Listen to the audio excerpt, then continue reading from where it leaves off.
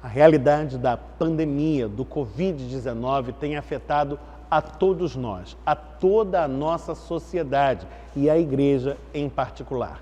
Desde o dia 15 de março de 2020, a Igreja Presbiteriana de Copacabana, por decisão unânime do seu conselho, mantém as suas portas fechadas para atividades presenciais. E hoje nós queremos trazer a você uma palavra do próprio conselho para tentar ajudar-lhe a entender um pouco mais deste cenário em que estamos nos movendo e dos motivos que levam o conselho a dar manutenção a esta resolução por um período tão prolongado.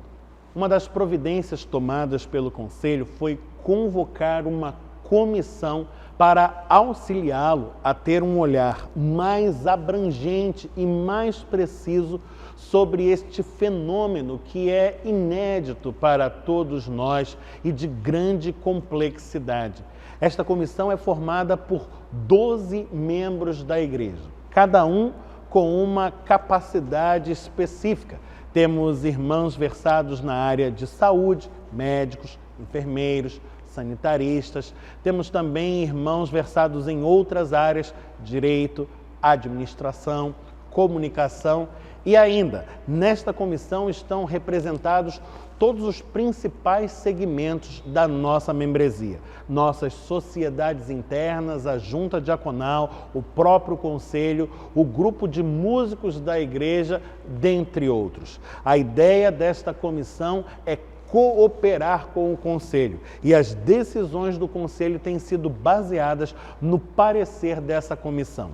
Até aqui, até este mês de outubro de 2020, o parecer da comissão tem sido unânime quanto a mantermos as nossas portas fechadas para atividades presenciais. E o conselho, sensível a este parecer, tem acompanhado a comissão, que dá voz à membresia e a diferentes grupos de saber, assumindo assim uma atitude que se presta a ser responsável, ponderada, prudente. Diferentes circunstâncias que envolvem a realidade da nossa igreja, da nossa comunidade de fé, têm balizado o parecer da comissão e as decisões do conselho. Eu gostaria de hoje chamar a sua atenção para algumas delas, provavelmente as que têm maior destaque nesse processo. Uma das questões mais importantes no que diz respeito a viabilizar a reabertura das atividades presenciais na igreja dizem respeito à circulação de ar. Desafortunadamente, a nossa igreja não conta com uma boa circulação de ar nos seus ambientes. Como você pode ver, a nossa igreja está imprensada, tanto de um lado quanto do outro, por altos edifícios que inibem a passagem do vento. Nós temos estas portas que são grandes e permitem alguma circulação de ar nestes corredores. Mas como você pode ver, as nossas janelas estão muito acima da altura da cabeça do nosso público. Portanto, elas não são verdadeiramente eficazes em fazer o ar circular. Um ambiente fechado, com pessoas aglomeradas, sem circulação de ar, não é um ambiente seguro dentro do cenário da pandemia, do Covid-19. O Presbitério do Rio de Janeiro baixou um protocolo para as igrejas com orientações sobre como preparar os espaços para a reabertura dos templos com vistas à realização de cultos presenciais. E uma das dificuldades diz respeito à higienização dos espaços. Cada espaço de culto precisa ser totalmente higienizado ao final de cada celebração. Tomamos algumas providências para facilitar esse processo. Uma delas diz respeito à remoção das Bíblias que ficavam nos escaninhos dos bancos para uso dos fiéis. Todas elas foram recolhidas e guardadas, assim como os inários.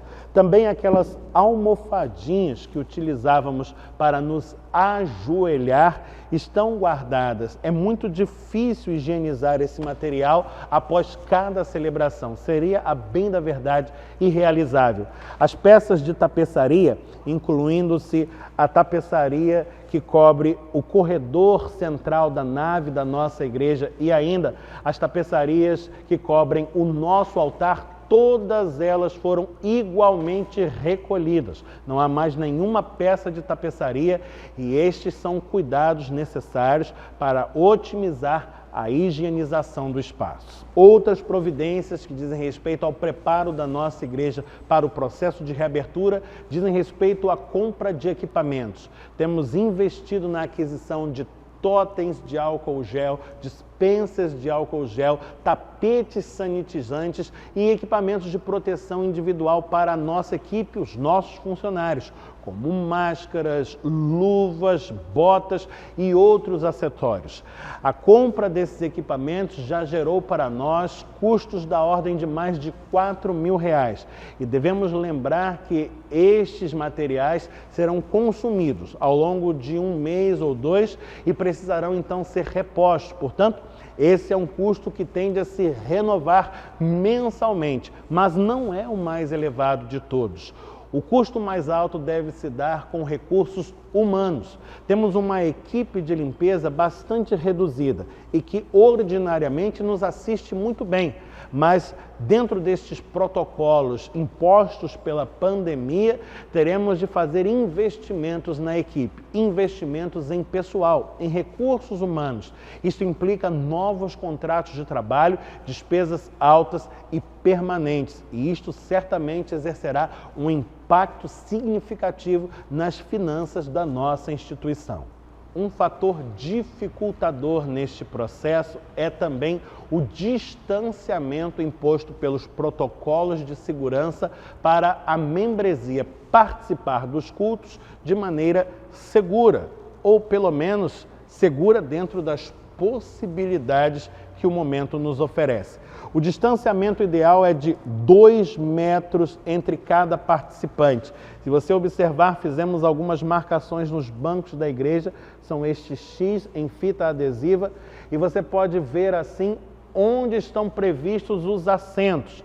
Um banco ocupado, outro banco ocupado, um banco vazio. Seguindo essa lógica e essa disposição do público, teremos capacidade para apenas 28 participantes por celebração. Considerando-se o tamanho da nossa igreja, que tem mais de 700 membros em seu hall, é um número bastante reduzido. E como é necessária a higienização completa do espaço após cada celebração, não teremos condições de oferecer muitos serviços de culto num mesmo dia. No máximo 2, um pela manhã e outro pela noite. Outra peculiaridade da nossa igreja é que a maior parte da nossa membresia está inclusa nos chamados grupos de risco. Estes grupos de risco são aquelas pessoas para as quais é recomendado não participar de atividades presenciais neste momento, ainda que seguindo os protocolos de segurança pré-definidos. Que pessoas estão inclusas nesta categoria que estamos chamando grupo de risco?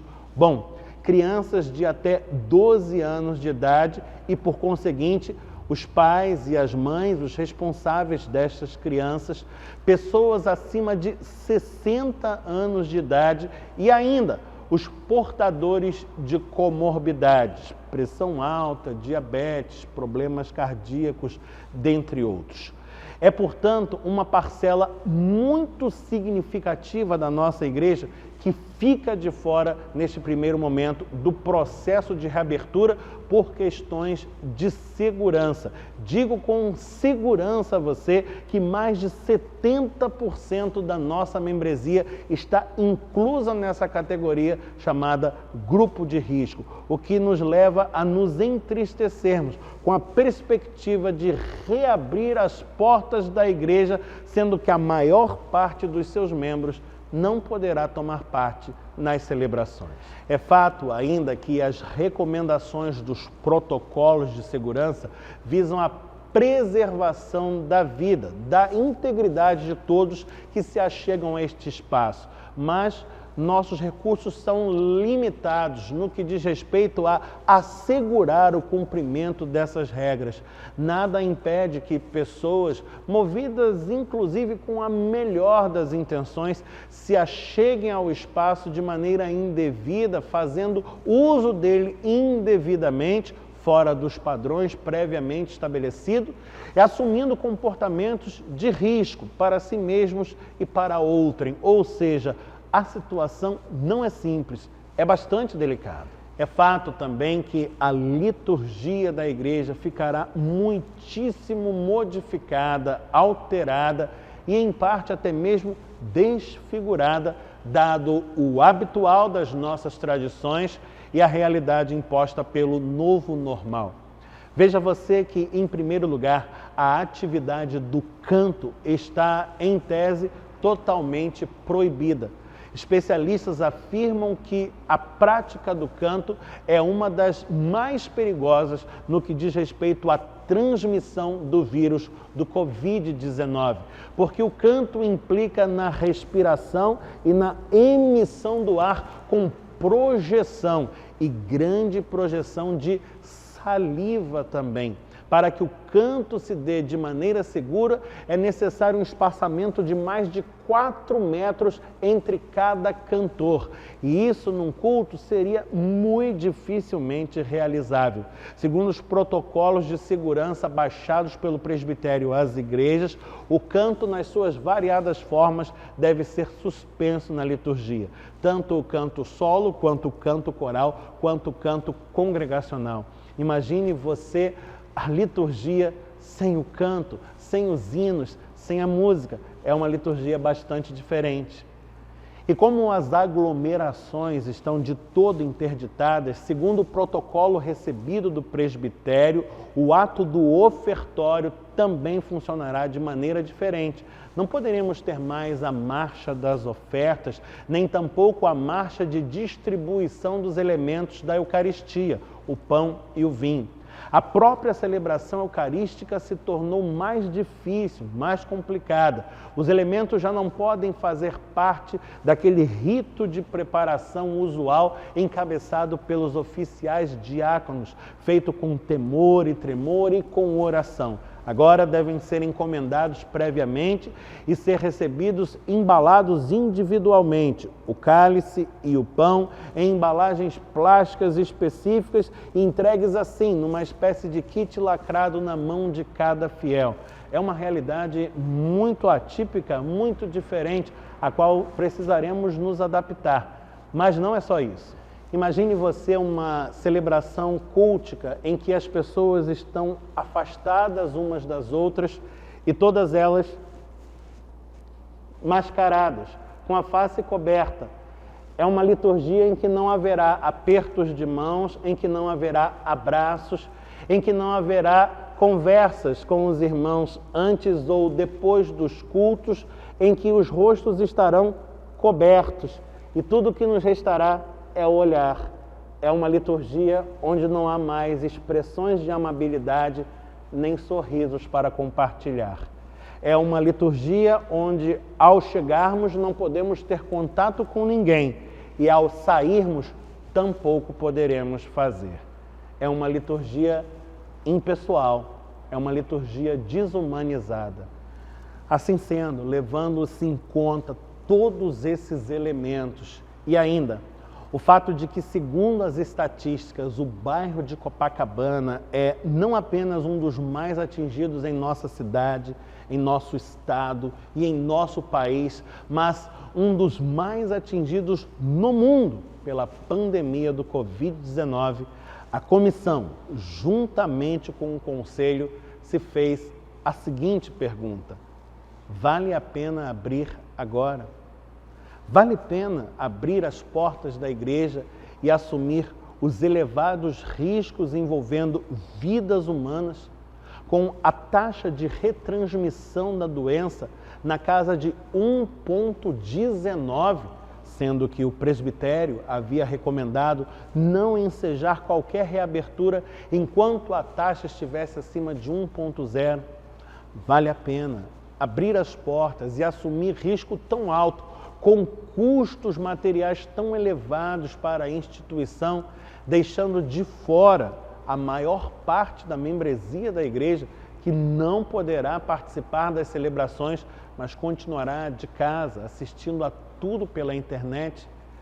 Vale a pena um risco tão elevado, um custo tão alto para um benefício tão reduzido? A comissão e o conselho entenderam que não vale a pena fazer isto agora. Entenderam que é desejável esperar um pouco mais. Estaremos de portas fechadas no mês de outubro, porém ativos e vigilantes. Estamos atentos às mudanças de um cenário que é muito fluido e tomando todas as providências para prepararmos a nossa igreja, capacitarmos o nosso pessoal, equiparmos os nossos espaços físicos e, quando o tempo oportuno se nos revelar e decidirmos reabrir as portas, o faremos em condições seguras e com máximo proveito para todos. Vamos esperar um pouco mais, mas vamos fazê-lo com oração e com fé, pois o Deus providente está conduzindo a história da nossa igreja uma vez mais. Que Deus assim nos abençoe, em nome de Jesus.